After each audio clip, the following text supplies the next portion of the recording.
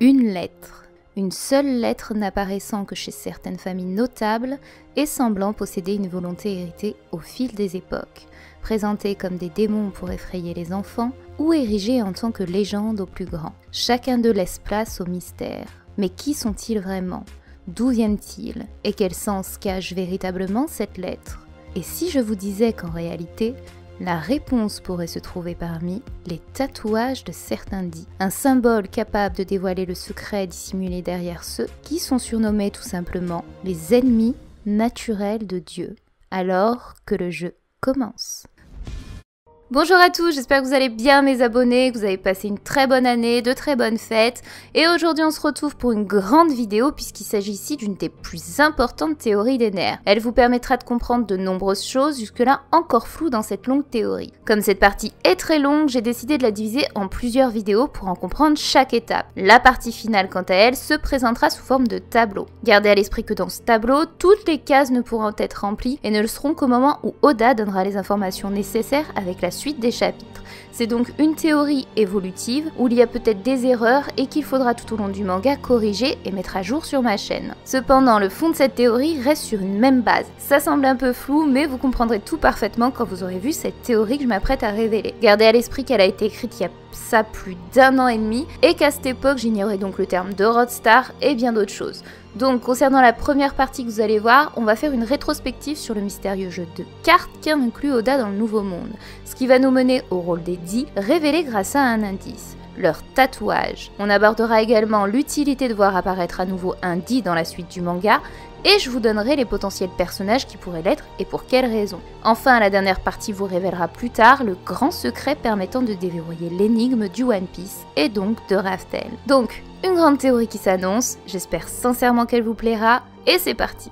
Roger, Teach, Luffy, Law, Garp, Rouge, Dragon, Zoro, Ace et le dernier en date, Chebek. Qu'ils soient pirates, civils, marines ou même révolutionnaires, tous ont le point commun de posséder cette lettre mystérieuse dans leur nom. Ce dit symbolique qui ne cesse aujourd'hui d'interroger et de captiver les fans du monde entier. Pourtant, il se pourrait que derrière la légende se cache en vérité un secret capable d'ébranler le monde. Pour le comprendre, il faut donc reprendre toutes les informations qui ont pu nous être données sur ces élus. Tout commence sur Lockdown, l'île où le premier dit de l'histoire fera son apparition et bouleversera le monde par ses mots. Mon trésor, je vous le laisse. Si vous le voulez, trouvez-le. Je l'ai laissé quelque part dans ce monde. Ainsi est lancée la quête ultime de One Piece.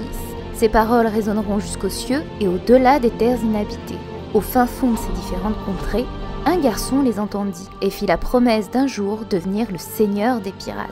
Et son nom n'était autre que Monkey D. Luffy. Et c'est donc à travers ce petit garçon devenu grand que l'on croisera tout au long de ses aventures un bon nombre de dits. De son grand-père Garp, vice-amiral de la marine, en passant par l'ennemi juré du gouvernement, le chef des révolutionnaires, Monkey D. Dragon, jusqu'au fils du tristement célèbre roi des pirates, Portegas D. Ace. Chacun d'eux participera à la construction du jeune rêveur pirate.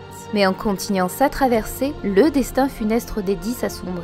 Il rencontrera celui qui provoquera la mort de son frère, le ténébreux Marshal D. Teach, pour finalement croiser la route de celui à l'origine de sa première alliance, Trafalgar D. Law.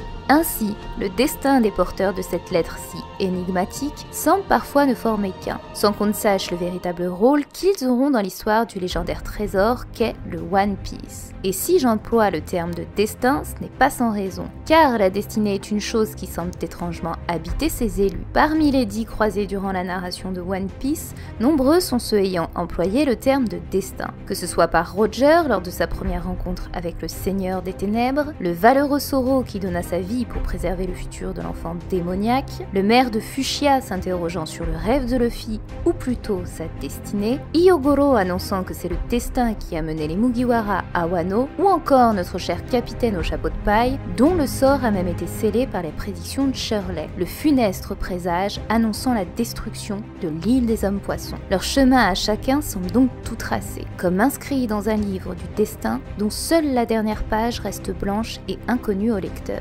Mais alors, quel serait leur véritable rôle? Pourquoi ont-ils été choisis? Et si finalement, la réponse ne se trouvait nulle autre part que dans la quête lancée au tout premier chapitre? le One Piece. Ce mystérieux trésor légendaire que seuls ses élus seraient en mesure de révéler au monde. Car oui, certains l'oublient, mais la toute première chose à retenir de One Piece n'est pas forcément d'y découvrir les aventures fantastiques de nos Mugiwara, ou encore de parcourir le vaste monde qui les entoure, mais véritablement atteindre l'ultime quête permettant d'obtenir un trésor, celui capable de vous mener au titre du roi des pirates, le One Piece. Et ce n'est pas anodin, puisque durant la grande ère de la piraterie, nombreux ont rusé pour qu'on ne trouve jamais l'emplacement de leur trésor. Ainsi est apparu bon nombre d'énigmes pour trouver leur grade, du légendaire Barbe Noire à celui du Captain Kidd. En passant par les conquistadors du mythique Eldorado, tous ont obtenu une place dans les écrits d'Oda. Mais celui dont il s'est inspiré pour créer le One Piece n'est autre que le fabuleux trésor du grand corsaire Olivier Levasseur, surnommé aussi la Buse. Plus qu'un pirate, il en a donné le mot d'ordre à celui qu'on surnomme aujourd'hui le roi des pirates, Gold T. Roger, puisque le jour de son exécution, sur l'échafaud, il aurait crié à la foule « Mon trésor, à qui saura le prendre ?» Et pour le retrouver, il lança un véritable jeu de pistes entouré d'un langage codé, qui à ce jour suscite toujours autant de mystère et de fascination. Dans One Piece, on retrouve ce même genre de cryptogrammes que l'on nomme les poneglyphes. Ces stèles sacrées renfermeraient un savoir ultime et seule une poignée d'élus serait en mesure de les déchiffrer. Inuarashi révèle que parmi ces pierres, 4 d'entre elles dévoilant leur centre Raftel, une fois les 4 points reliés sur une carte. Oui, une carte. C'est justement ce terme qui pourrait nous mener tout droit au One Piece et au rôle d'Eddie, car en effet, c'est généralement à travers elle que l'on trouve un trésor. Mais c'est le double sens de ce terme qui va nous intéresser ici. Une carte non pas du monde, mais bel et bien celle des jeux. Et quel meilleur endroit que Dressrosa pour laisser place aux jeux, puisqu'en effet, en entrant dans ce pays, on y découvre une civilisation remplie de jouets vivants. Parmi cette foule se dissimulera un tout nouvel amiral du nom de Fujitora, et c'est justement autour d'une table de jeu qu'il fera usage pour la toute première fois de son pouvoir. Au centre de cette industrie siège celui tirant les ficelles de ses marionnettes, Doflamingo Don Quichotte, aussi appelé Joker. Oda insère alors la toute première carte maîtresse du jeu. Il respectera à la lettre la description du Joker, faisant de Doflamingo un homme aux multiples facettes. Il enfilera le costume de Shichibukai et pirate, puis dirigeant de la Pègre, un réseau de trafic tristement célèbre. Changera de rôle pour endosser celui du roi de Dressrosa et finalement redistribuera les cartes en révélant sa véritable origine, être un dragon céleste. Pourtant, derrière tous ces visages, Doflamingo aspirait secrètement au rêve de devenir le seigneur des pirates. Quel que soit le rôle qui lui était donné de jouer, il porte son surnom de Joker à merveille, maîtrisant le jeu de la manipulation d'une main de maître. Et il le dit lui-même, il dispose de la plus dangereuse des cartes maîtresses, un secret concernant un certain trésor dont l'existence même bouleverserait la face de la Terre. Mais n'étaient-ce pas finalement les mêmes mots qu'employait Trafalgar Dilo au sujet d'Eddie? Si cet homme est en mesure de détenir un tel savoir, alors c'est au cœur de son équipage que nous pourrions trouver la réponse. Car après tout, que serait le Joker s'il n'était pas entouré des autres cartes? On va donc déjà reprendre les bases d'un jeu de cartes traditionnel, puisqu'il se compose généralement et avant tout de 4 couleurs, le trèfle, le cœur, le pic et le carreau. Ces 4 enseignes se composent chacune des 4 cartes les plus hautes, As, Roi, Dame et Valet, en passant par les chiffres de 2 à 10.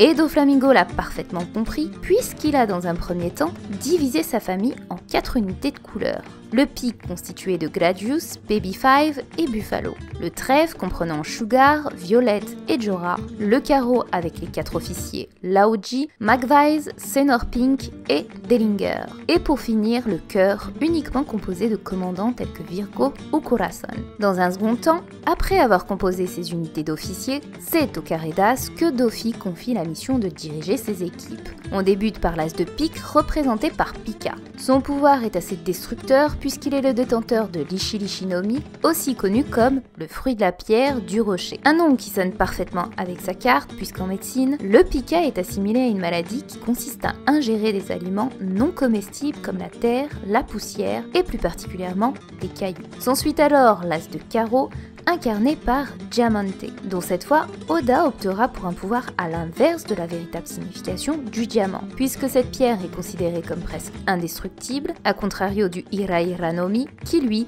donne le pouvoir de retirer la solidité des éléments. Vient alors l'as de trèfle avec Trébol, lui aussi détenteur d'un fruit du démon nommé le Beta Betanomi. Enfin l'as de cœur, une place de choix qui sera donnée à nul autre que le frère du Joker, j'ai nommé Corazon. Plus tard, on apprendra que le tout premier as de cœur était incarné par Virgo. Ainsi, la combinaison des 4 races et du Joker prirent naissance au sein même de la Don Quichotte Family. Pourtant, le jeu ne s'arrête pas là et se poursuit vers un autre équipage à la tête du réseau pour qui travaillait secrètement Doflamingo, l'homme dont personne n'a jamais été en mesure de tuer, Kaido aux 100 bêtes. Et cette épithète n'est pas anodin, car on retrouve parmi l'élite de son équipage des utilisateurs de fruits du démon antiques, et c'est eux qui seront à la tête des 4 cartes les plus hautes du jeu. On retrouve en premier lieu celui à la tête couronnée, j'ai nommé King avec le fruit du Pteranodon. S'ensuit alors la reine avec Queen et le pouvoir du Brachiosaure. Vient alors la place du valet avec le personnage de Jack et son fruit du mammouth. Et enfin la carte du 10 avec le tout dernier membre de cet équipage monstrueux, X-Drake en tant qu'allosaure. Ainsi, après les as de la Don Quichotte Family, ces 4 animaux préhistoriques forment à eux la composition du jeu de cartes du roi, de la reine, du valet et enfin du 10. On pourrait s'arrêter ici, mais Oda va encore plus loin et confirme un peu plus la donne. C'est seulement dans les derniers chapitres de Wano qu'apparaissent alors d'énigmatiques ombres nommées Numbers, ce qui complète et conclut alors le reste du jeu de cartes en les assimilant aux chiffres restants du 2 au 9. Maintenant qu'on a étudié tout ça, quelle utilité pour Oda d'avoir inséré l'énigme d'un jeu de cartes à cette étape du manga? Comme nous venons de le voir, les cartes ont été distribuées en 2 groupes. D'un côté les As et le Joker chez Doflamingo, et de l'autre le reste du jeu dans les mains de Kaido. Pourtant, un point commun réunissait ces 2 équipages, les Smiles. C'est à l'ouverture du Nouveau Monde qu'apparaissent pour la toute première fois ces fruits artificiels. Tout au long des différents arcs, nous allons comprendre leur processus de création et tout le réseau qui gravite autour, en passant par sa fabrication dévoilée sur Punk Hazard et Dressrosa, en concluant sur l'arc Wano pour expliquer les conséquences d'une telle création. Chaque arc du Nouveau Monde a donc joué un rôle dans l'histoire de ces fruits artificiels. Mais à première vue, rien ne relie les Smiles au jeu de cartes, n'est-ce pas? Et pourtant, si je vous disais qu'ici, Oda nous aurait tous bluffés en réalisant un grand coup de maître. Tel un magicien, il nous aurait dit de regarder l'évidence, celui du jeu de cartes composé de la Don Quichotte Family et de Kaido. Pourtant, le véritable jeu n'était pas celui-ci, mais un autre dissimulé depuis les tout premiers chapitres de One Piece. Celui auquel chacun de nous serait passé à côté sans jamais le comprendre. Celui capable de combiner à la fois un jeu de cartes et le principe du smile. Les dits, c'est eux qui se caractérisent par le sourire, soit le smile, comme le fait si bien remarquer Smoker au moment de l'exécution de Luffy. Notre chapeau de paille affichait un grand sourire avant de mourir, de la même manière que le grand Goldie Roger. Et ça ne s'arrête pas à lui, puisque tout comme son père, Ace est mort avec le sourire, ainsi que Zoro, le sauveur de Robin. Désormais, retournons au début de cette théorie, où je vous disais qu'un trésor se trouvait grâce à une carte, et que le modèle dont s'était inspiré Oda pour créer le One Piece rappelait beaucoup l'histoire du pirate de la Buse, cet homme à l'origine d'un cryptogramme indéchiffrable. De la même manière, nous avons obtenu un langage codé inscrit sur des pierres nommées les poneglyphes, et parmi elles, 4 seulement permettaient de trouver la dernière île. Et bien avec Lady, c'est exactement la même chose. Parmi tous les porteurs de cette lettre, seuls 4 d'entre eux dissimulaient le vrai jeu de cartes. Et le tout premier à ouvrir le jeu est bien évidemment Portegas dit Ace. Il porte le nom de cette carte dans son prénom, Ace, soit l'As. Le nom de son premier équipage se nommait l'équipage des Speedle, traduit l'équipage des piques, et son navire portait le nom de Piece of Speedle, soit l'As de pique. C'est donc le tout premier as que l'on peut clairement identifier. Cependant, la caractéristique d'Ace n'était pas seulement le pique, mais également l'élément qui l'accompagnait, puisqu'Oda a décidé de lui attribuer l'un des 4 éléments, le feu. Et c'est donc une chose importante à noter. Le second dit qu'on pourrait associer à une carte serait bien évidemment Trafalgar dit l'eau, avec pour effigie l'as de cœur. Il porte le symbole de celui qui l'a sauvé autrefois, Corazon, soit cœur en espagnol. C'est d'ailleurs à l'eau que Doflamingo aurait offert ce siège si celui-ci ne l'avait pas trahi. Le nom de son équipage est le Heart, soit cœur en anglais. Et enfin, il porte le tatouage du cœur sur son torse. Je pense donc que je n'ai pas besoin de détailler ce personnage davantage pour montrer qu'il est le dit parfait pour représenter l'as de cœur. Passons désormais aux 2 dernières as les mieux cachées du jeu par Oda. Et en même temps, pas tant que ça. Il m'a fallu du temps pour comprendre une évidence. Qui pouvait être l'as de carreau parmi les 10 dans One Piece? Je vous laisse donc le soin de mettre pause à la vidéo et me dire en commentaire à qui vous pensez à ce moment précis. Vous avez 3 secondes. 1, 2 et 3. Vous n'avez pas trouvé? Un indice. Il est tout simplement le père du héros de ce manga et le chef des révolutionnaires. Monkey D. Dragon.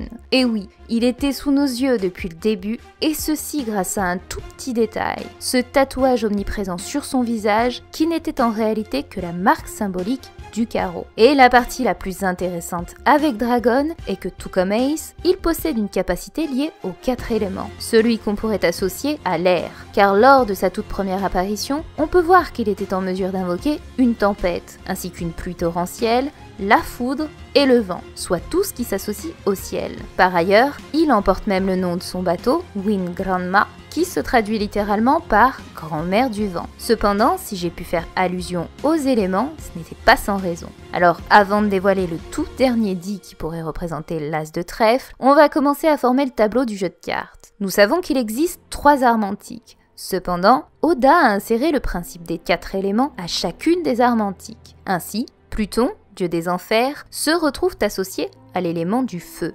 Uranus, dieu du ciel, qui incarne l'élément de l'air. Et enfin, Poséidon, dieu des océans, à l'élément de l'eau. Il ne nous manquait plus que le 4e élément, la terre. Et c'est donc pour cette raison que je vous indiquais qu'une 4e arme antique existait. Ce qui nous amène à la place de nos fameux dits, les as. Pluton est désigné comme le dieu des enfers et est associé à l'élément du feu. Sa couleur est donc tout naturellement le pic et son as Ace. Car bien au-delà de son fruit incandescent, nombreuses choses peuvent être associées entre Ace et cette arme antique. Il est avant tout le fils de Goldie Roger, un nom qui peut se traduire par diable, soit le roi des enfers. Ace fut emprisonné à Impel Down, un lieu métaphorique des enfers inspiré du célèbre écrit La Divine Comédie de Dante. Et Impel Down était relié à 2 autres îles, Marineford, la place où fut exécuté Ace, mais surtout Enies Lobby, lieu où fut caché les plans de Pluton. Enfin, l'as de pique était le nom précis de son bateau, soit le même objet que serait Pluton. Ainsi, il était facile d'associer cette arme antique à l'as de pique. Vient alors Uranus, le dieu du ciel associé à l'élément de l'air.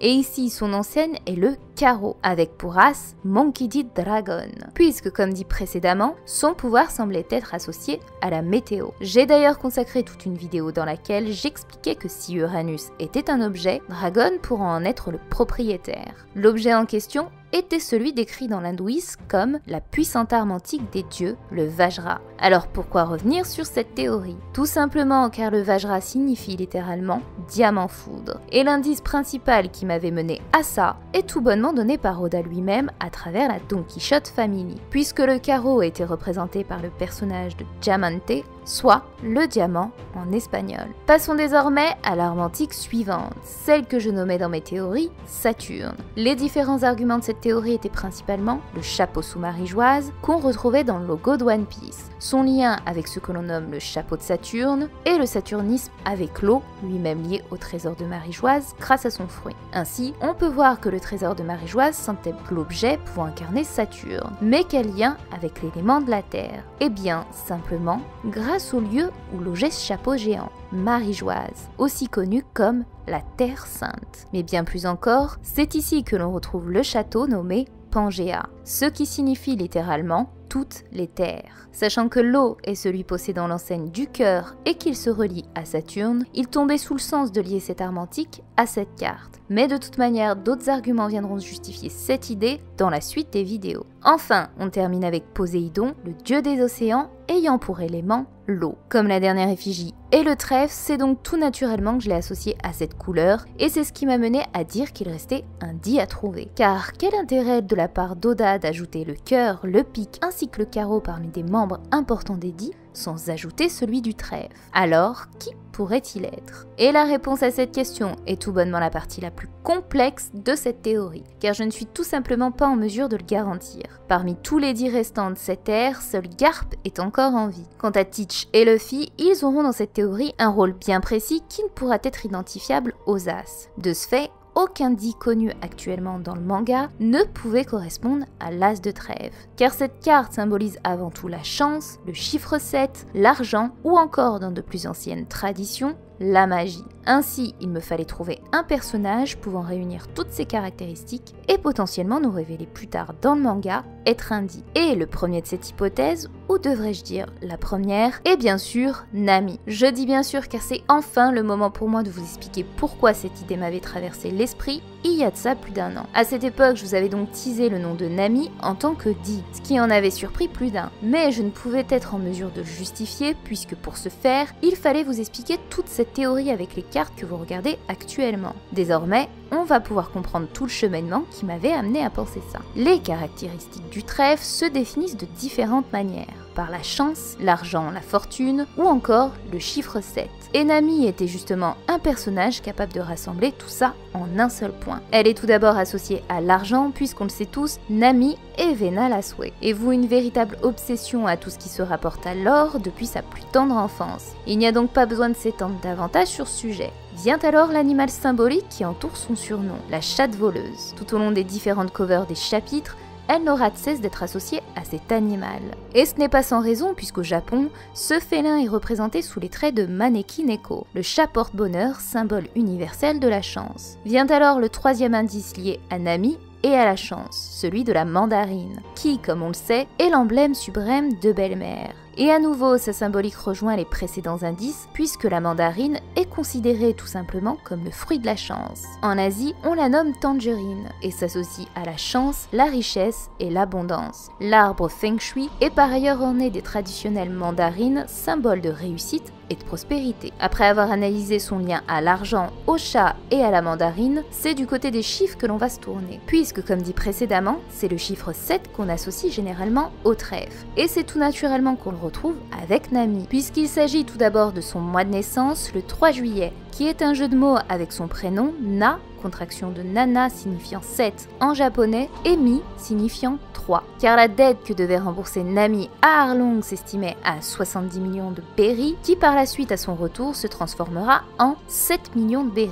Car le chapitre révélant son passé avec Belle-Mère s'est fait au chapitre 77, car Oda précise que dans une course, Nami arriverait 7ème, ou encore sur les différentes covers où on peut apercevoir ce chiffre chanceux être attribué à Nami. En somme, notre navigatrice semble en tout point rassembler les symboles de la chance et de l'argent. Cependant, il me manquait l'emblème ultime du trèfle. Et ça, on le retrouve à plusieurs reprises lorsqu'elle est associée à Wano. Comme sur cette cover où on aperçoit des trèfles à 4 feuilles sur son kimono, ou encore sur cette tenue dans les tout derniers chapitres. Du coup, je me suis dit, si les 3 autres races avaient leur symbole visible sur leur corps, pourquoi n'en serait-il pas de même pour Nami? J'ai donc regardé attentivement son tatouage, et je me suis aperçue qu'en entrecroisant chaque extrémité, on pouvait alors former un trèfle à 4 feuilles. Enfin, Oda avait soigneusement caché un détail dans les covers des chapitres. Sur celle-ci, on peut apercevoir plusieurs objets pouvant appartenir à chacun de nos Mugiwara. La bourse d'Usopp, les sabres et le bandeau de Zoro, et 2 autres objets pouvant aussi bien appartenir à Luffy qu'à Nami. Une gourde d'un côté et un panier repas portant les inscriptions Lucky signifiant donc chanceux de l'autre. Et c'est seulement grâce à la cover du chapitre 147 qu'on découvre que la gourde appartenait bel et bien à Luffy et le panier repas devait donc être celui de Nami. Ainsi notre navigatrice semblait pour moi être la carte parfaite de l'as de trèfle. Et de surcroît, elle était également liée aux hommes poissons, puisque ce peuple fut introduit en tout premier lieu dans son arc, pour découvrir plus tard que leur île abritait Poséidon, l'arme antique que j'associais juste avant au trèfle. Cependant, ce que vous voyez actuellement n'est qu'une partie du tableau du jeu de cartes, puisqu'on va le développer dans la suite des vidéos. Et avec l'évolution de celui-ci, Nami ne pouvait être associée à la fois à un as et une arme antique au vu de son pouvoir lié à l'élément de l'air. C'est pour cette raison que par le passé, je vous expliquais qu'il était possible qu'elle soit une Di, à l'exception faite si elle était l'incarnation d'Uranus. Il me fallait donc trouver d'autres personnages pouvant être associés au trèfle et potentiellement à un Di si Nami venait à être Uranus. Ce qui m'a mené au second Di possible, celui qui pour moi correspond à la perfection à l'as de trèfle et en même temps est l'hypothèse qui m'effraie le plus, puisqu'il s'agit d'un des personnages les plus insoupçonnés de One Piece, j'ai nommé Le frère de Tom, Den. Alors, ne bondissez pas comme j'ai pu le faire quand j'ai découvert ça, mais vraiment, attendez de lire toutes les caractéristiques qui peuvent le relier à cette carte.